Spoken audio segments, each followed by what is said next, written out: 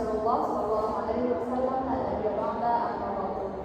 Pertama-tama yang utama sekali marilah kita mengucapkan puji serta syukur kita kepada Allah Subhanahu wa taala. Kemudian salawat serta salam kepada baginda Nabi Muhammad sallallahu alaihi wasallam. Baiklah, anak-anak semua, marilah kita buka jendela kita pada sore hari ini dengan membacakan basmalah.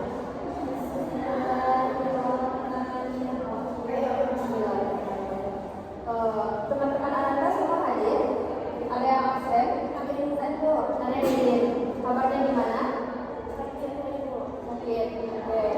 Oke anak-anak, sebelum kita mengaji pada sore hari ini, mungkin ada beberapa materi yang ingin disampaikan kepada Anda pada pertemuan hari ini, yaitu bagaimana proses masuknya Islam ke Indonesia.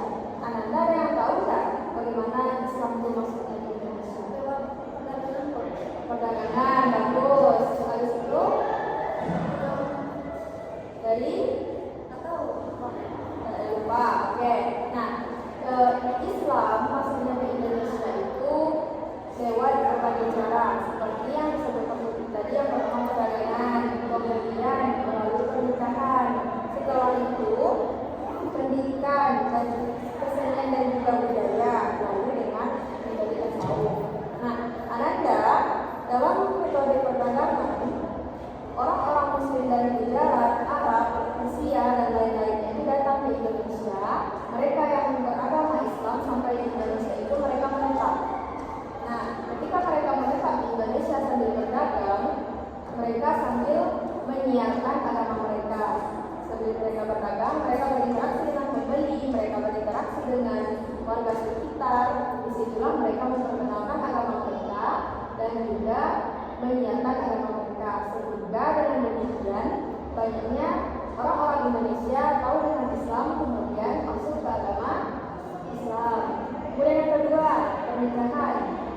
Nah, pernikahan ini ketika pedagang-pedagang yang datang ke Indonesia itu menetap di Indonesia, kemudian mereka ingin menikah dengan pribumi atau dengan orang Indonesia, maka syarat mereka menikah adalah harus masuk Islam terlebih dahulu. Nah, dengan cara itu banyak juga orang-orang Indonesia itu masuk Islam dengan jalur pernikahan tersebut.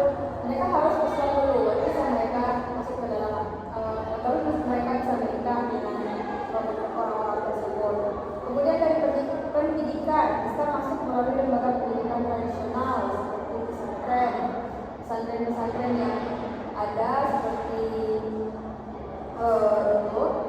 ulama-ulama itu mengajarkan Al-Quran dan fikih, kemudian akhlak kepada santri melalui pesantren-pesantren tersebut. Jadi nanti masyarakat sekitar mereka tertarik dengan itu kayaknya sekolahnya bagus, ini metodenya apa ya, mereka apa ya. Nah, jadi dengan penasaran dengan masyarakat itu mereka tertarik dengan Islam, kemudian mereka masuk Islam. Ada juga melalui kesenian dan budaya, melalui seperti wayang, gamelan, seni ukir sebagai media dakwah Islam. Di dalam media tersebut mereka menggambarkan bagaimana Islam, bagaimana indahnya Islam. Jadi nanti orang yang melihat pameran tersebut mereka tertarik dengan Islam, kemudian mereka mencari tahu Islam, kemudian mereka bergabung ke agama Islam. Ada juga yang terakhir yaitu ajaran tasawuf menekankan pada agama yang kecintaan dan juga kesederhanaan. Nah, apakah Anda sudah paham dengan bagaimana masuknya Islam ini? Sudah ya? Ada berapa metode tadi? Ada berapa jalur? Kemudian pernikahan, kemudian pendidikan, kesenian, oke, 5. Ada tasawuf juga. Nah, kemudian proses penyebarannya itu Islam itu tersebar secara dengan damai. Penyebaran Islam dilakukan tanpa ada paksaan. Mereka tetap menyiarkan Islam, orang-orang Islam itu tetap menyiarkan Islam, tapi mereka tidak memaksa kamu harus ikut agama saya ya, kamu harus masuk agama saya ya. Tidak. Sebab di dalam Al-Quran juga sudah disebutkan bahwa untuk agamamu dan untukku agamaku. Jadi terserah mereka mau masuk ke mana, mereka mau gabung ke Islam boleh, mau menghindar dari Islam juga boleh, tidak ada paksaan. Kemudian penyebarannya itu bertahap, tidak terjadi secara tiba-tiba. melainkan melalui proses waktu yang panjang dan terus berkembang. Kemudian dengan budaya lokal, Islam menyesuaikan diri dengan adat istiadat masyarakat. Misalnya tradisi selamatan, maulid, dan ziarah kubur diisi dengan ajaran Islam.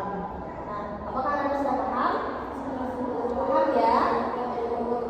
Sudah paham dengan bagaimana penyebarannya, bagaimana jalur masuknya, paham ya? Oke. Mungkin itu saja materi pengantar kita sebelum kita melanjutkan pengajian hari ini. Anda silakan buka Al-Qur'annya. Mudah-mudahan nanti materi ini bermanfaat bagi kita dan juga bisa kita jadikan bahan-bahan untuk selanjutnya. Demikian